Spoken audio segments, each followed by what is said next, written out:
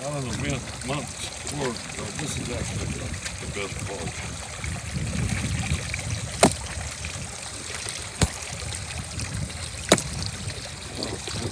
Must be a half an ounce of it. So, Probably at least a half an ounce. You want to see the other what's one? that hanging around your neck? Was that last year? Yeah, that was last year. Beauty. It weighed over half an ounce. Yeah, it was 11.7 kilograms. All right, we got one more. Here we go, one more mat. Catches a lot of fire.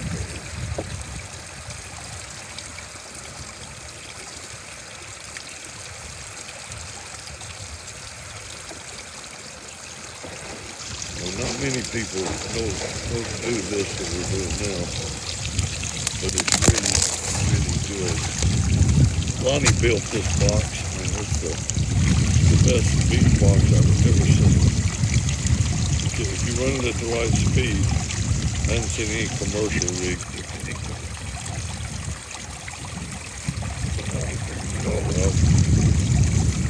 It's good.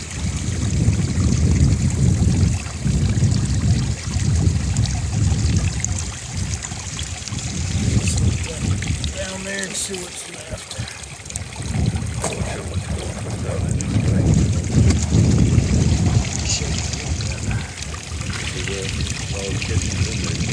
It's still all in the mat. I'm trying to hit it too hard so I don't knock the gold off. That should look pretty good in a second.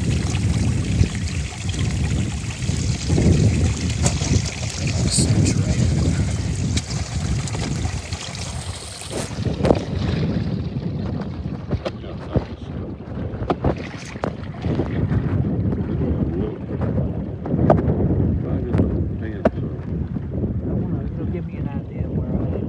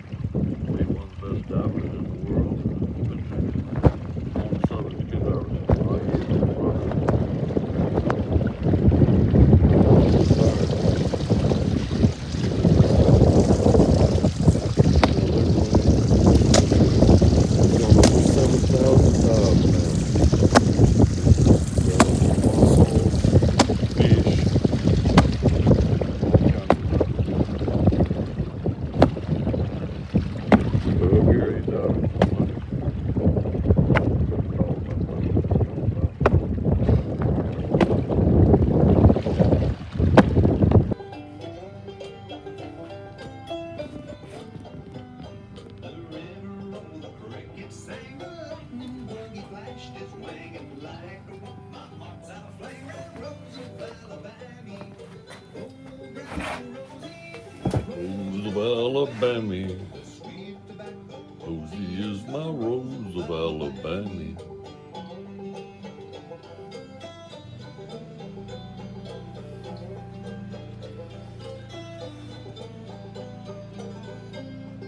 Wind's blowing outside.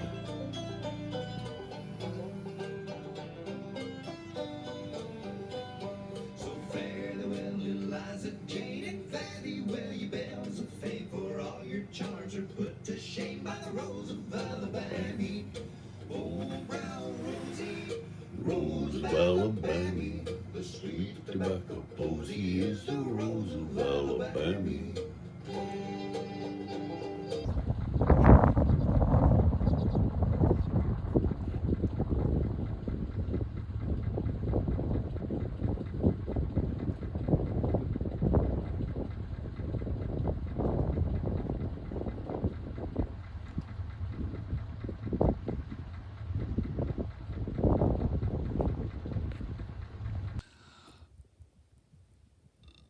This is big country. We're about 60 miles from Nome. This is where I spend my summers. Me and Lonnie are up here. And we're trying to find gold, but mostly we're just being old men. We like it.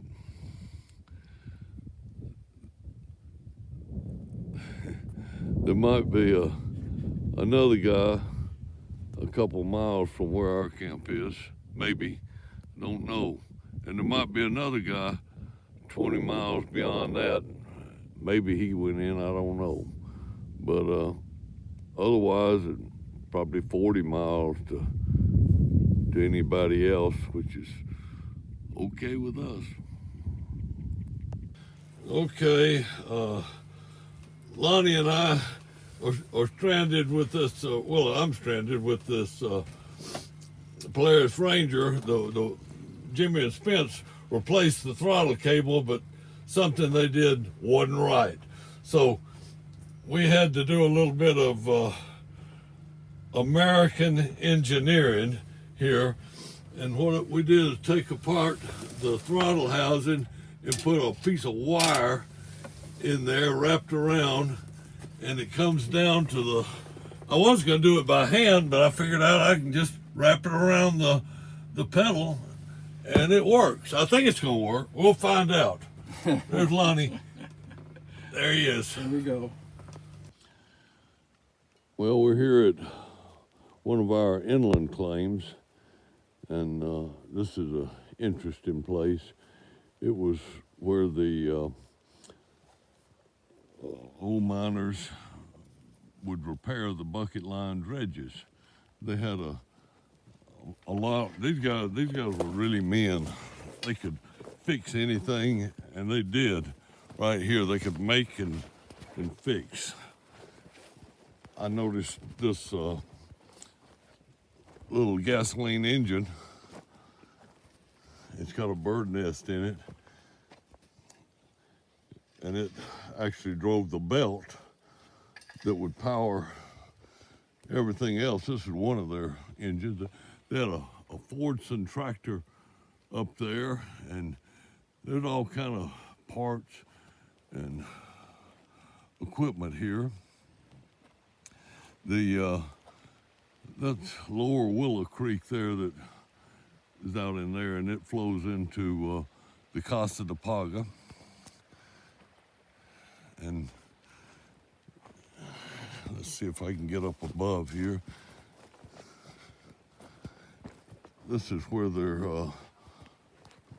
probably a building was. It had a toolbox there that's been riffled through. When we first got this claim, there was quite a few buckets for the bucket line dredges here, big, middle size, and teeny ones. And they were all, somebody kept getting them. So finally, when it got down to one, I decided to go ahead and carry it back to the cabin. But I was gonna just leave everything. But I was noticing in the toolbox, these are, those three pieces laying there are dies from a tap and die set. And it was interesting that they were laying there, because then I noticed this big thing over here and tried to figure out what it was. It's about 15, 16 inches across, and it's a die too for making, threading great big bolts. But it's the same thing, just bigger than these three right here are. And you see parts of engines and everything that they would be building. Lots of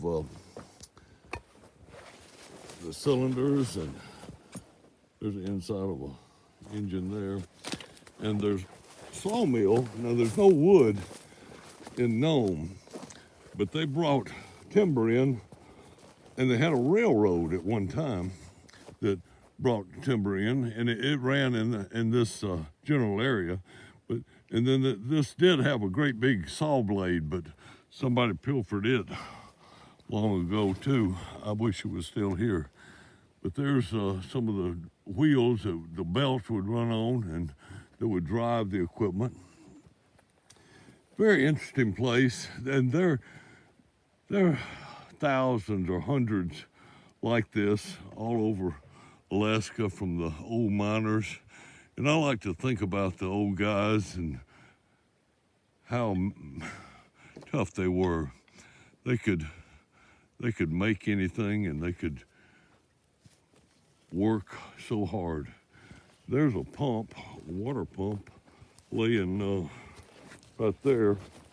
There's a bigger one up on the hill there, but this was a water pump here. And there's just all kind of interesting stuff laying all around Alaska. I'm leaving in a few days, and I'll miss Alaska. I always do. I'm sort of eager to go home, see my pretty blonde-headed wife, and play in the garden, but it's 100 degrees there.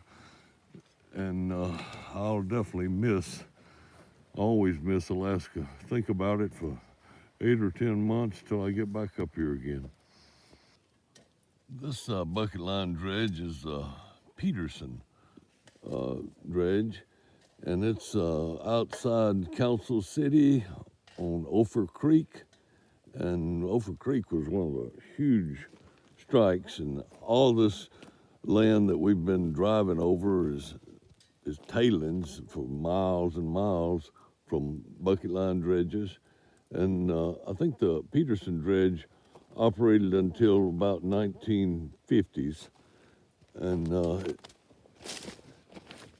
it's pretty interesting. It's a pretty good size one. It's still got the buckets on it, which most of the abandoned dredges, the buckets are gone, but this one's still here. The buckets, all the buckets, and it's a nice dredge, and there was great gold here, and all the land here is very historic with the for the old miners' word. I like to just mill around where the old guys were and think about things, and this is typical. There's about, they say, around 80 abandoned dredges. Most of them not in this good a shape, within 100 miles of Nome. This Peterson dredge, and it's still got the buckets, and I'd guess this has got around 50 buckets, because the other side is just as many as there is here. I mean, I'm going down, and it did a lot of digging.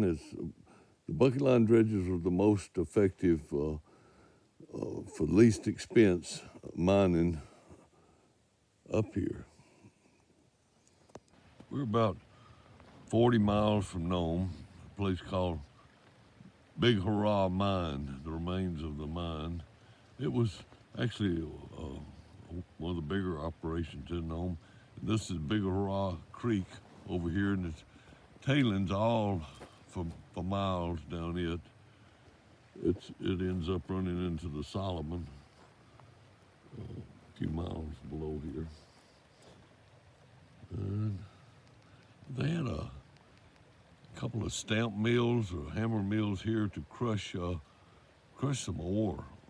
Where they got it, I really don't know. But they were actually doing a little bit of hard rock mining here, in addition to the alluvial gold in the places they could get to, the benches and the creek. Well, this is the Neocluck River, I think, I'm pretty sure, at Council City.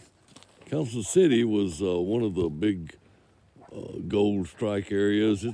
I think Council was here actually before Nome. It had a missionary there with some Eskimo kids that was trying to change over to a different way of thinking. And one of the biggest gold strikes from Nome, or near Nome, is up on Ophir Creek, which is that direction. and it was a big strike. We're about 80 miles from Nome now, and you notice there's trees. There's no trees at Nome except what washing on the beach.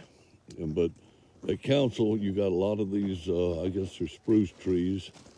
And back at 1900, that ridge over there was covered with saloons, whorehouses, stores, all the various needed items for the gold miners.